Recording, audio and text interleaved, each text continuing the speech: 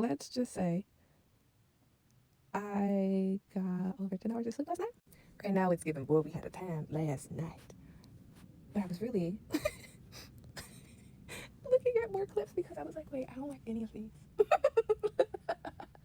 And if you have not gotten blackout curtains, highly recommend them.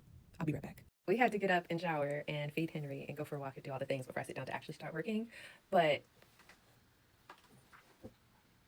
here's a couple lessons that I'm also learning from doing this as well. I do very much so have a full-time job, and I'm in school, and I am taking care of a pet and have responsibilities and all the things, right? But I have realized that when you are passionate about something and when you enjoy doing it, it does not feel like work.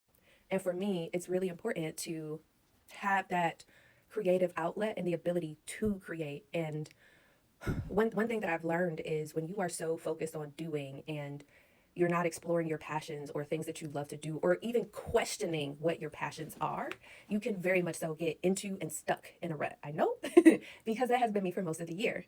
Now, I did take a very purposeful pause. I did, because I have been going through a lot of things grief wise and just working through that, and school and work was really stressful with projects. I was all over the Mid-Atlantic, and also just trying to give my body an opportunity to rest and recover after freezing my eggs, which I've mentioned before.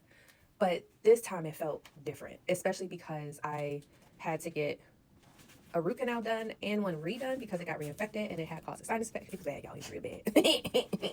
But that was yet another reminder of how we are one procedure, one accident, one insert all the things away from either being disabled or getting into a really rough financial situation. And I wish more people would talk about it, because I got a lovely surprise bill from the dentist getting said root canal, and I was not happy at all.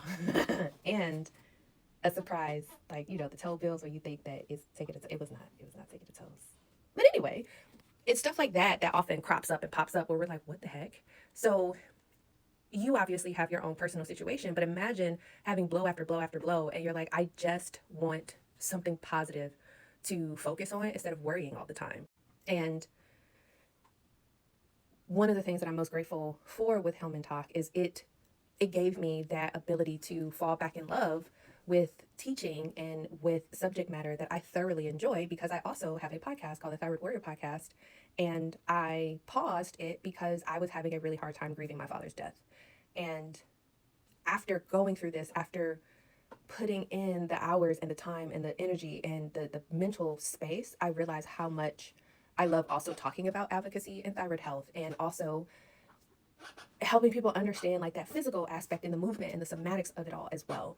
And I'm like, yeah, I do love this. I do enjoy this.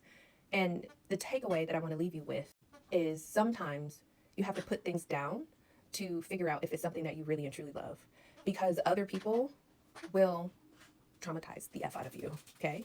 And you may leave thinking like, maybe this isn't for me. Maybe I don't like this. Maybe I wasn't cut out for this. Whole time folks be miserable. So it's okay to put something down and come back to it and fall in love with it again. I ain't talking about your ex lover or your ex partner or ex person. Sometimes you need to lay them down and let them rest and go to hell.